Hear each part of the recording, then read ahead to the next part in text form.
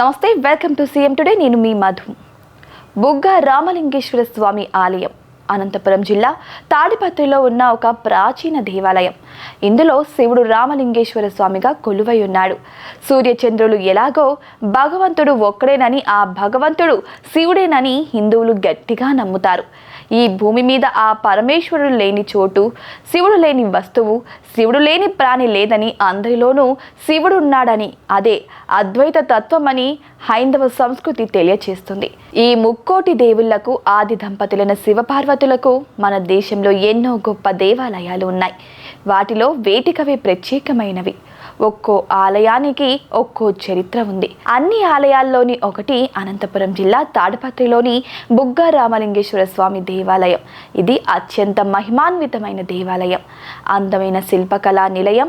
జిల్లా కేంద్రం అనంతపురంకు 57 కిలోమీటర్ల దూరంలో, కర్నూలు, కడప జిల్లాల సరిహద్దులకు దగ్గరగా తాడిపత్రి ఉంది.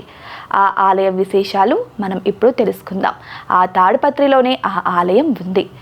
ఇక్కడ పెన్నా నది తీరంలో త్రేతాయుగంలో శ్రీరామచంద్రుడి చేత ప్రతిష్ఠింపబడిన లింగం కావడం చేత రామలింగేశ్వరుడిగా పూజలు అందుకుంటున్నారు శివుడు.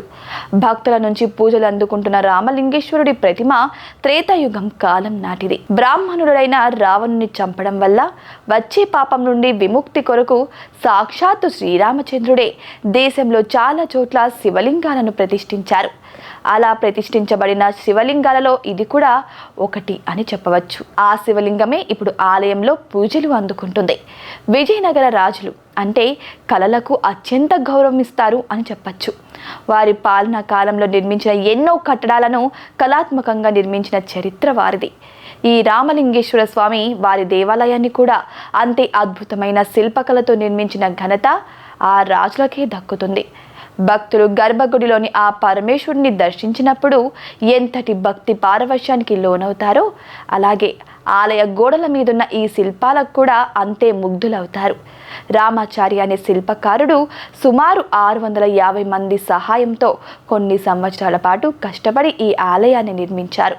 ఈ ఆలయంలో శిల్ప సౌందర్యంతో పాటు ఈ ఆలయానికి ఉన్న మరో ప్రత్యేకత కూడా ఇక్కడి శివలింగం అని చెప్పచ్చు. అన్ని చిన్న పెద్ద దేవాలయాలలో ఉన్నట్టుగానే కాకుండా ఇక్కడి శివలింగం ఒక ప్రత్యేక ఆకారంలో ఉంటుంది. అలాగే ఏడాదిలో 365 రోజులు శివలింగం కింద నుంచి జలధార ఊరుతూనే ఉంటుంది. బుగ్గ అంటే నీటి ఊట.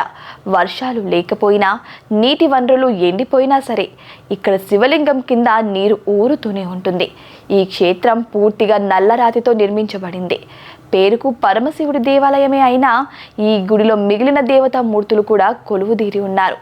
ఈ బుగ్గ రామలింగేశ్వర ఆలయం పెన్నా నది పడమటి తీరంలో ఉంటుంది. ఆ ఆలయానికి శిథిలమైన 3 ప్రాకార గోపురాలు ఉన్నాయి. శిథిల భాగాలు ఆలయ ప్రాకారానికి వెలుపల భాగంలో చెల్లాచెదురుగా పడి ఉన్నాయి.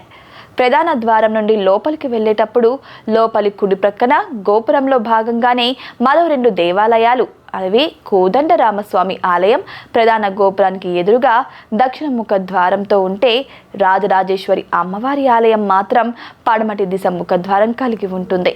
వీరభద్రస్వామికి మరో చిన్న ఆలయం కూడా ఉంది అక్కడ. ఇక్కడ స్థానికంగా దొరికే నల్లరాతితో ఆనాటి శిల్పులు అద్భుతమైన శిల్ప సంపదకు ప్రాణం పోశారు. కొంత ఖుజురాహో శైలిని, మరికొంత హంపి శిల్పకళను చూడవచ్చు. ఇక్కడ ఈ దేవాలయంకు 3 ప్రవేశ ద్వారాలు ఉన్నాయి. ఇక్కడ మండపం 4 స్తంభాల మీద నిర్మించబడి, ప్రతి స్తంభం తిరిగి 4 చిన్న స్తంభాల మీద నిర్మించబడి ఉంటుంది. ఈ 4 స్తంభాలను తాకితే సంగీతం వినిపిస్తుందంటారు. పెన్నా నది తీరంలో వెలిసిన ఈ దేవాలయం వెనుక శ్మశానం ఉంది. ఆలయ నిర్మాణం జరిగే సమయంలో కాశీ మాదిరిగా ఇంకొక దేవాలయం నిర్మించడం అరిష్టమని పండితులు చెప్పడంతో మహాద్వారం మరియు గోపుర నిర్మాణాన్ని మధ్యలోనే ఆపేశారు. ఇక్కడ శివుడు స్వయంభు కాబట్టి నిర్మాణాన్ని అర్ధాంతరంగా ఆపినా దోషం ఉండదన్నారు. ఆలయ ప్రాంగణంలో ధ్వజస్తంభం, ముఖమండపం, కళ్యాణ మండపం, అంతరాలం, గర్భగుడి అనే ప్రధాన విభాగాలు ఉన్నాయి. ఇంకా ఇదే ఆవరణలో కుడివైపున వీరభద్ర చండీ ఆలయాలు, కళ్యాణ మండపం, రామాలయం, పార్వతీదేవి ఆలయాలు ఉన్నాయి. ముఖమండపంలోని స్తంభాలను తాకితే సప్త స్వరాలు ప్రతిధ్వనిస్తాయంటారు.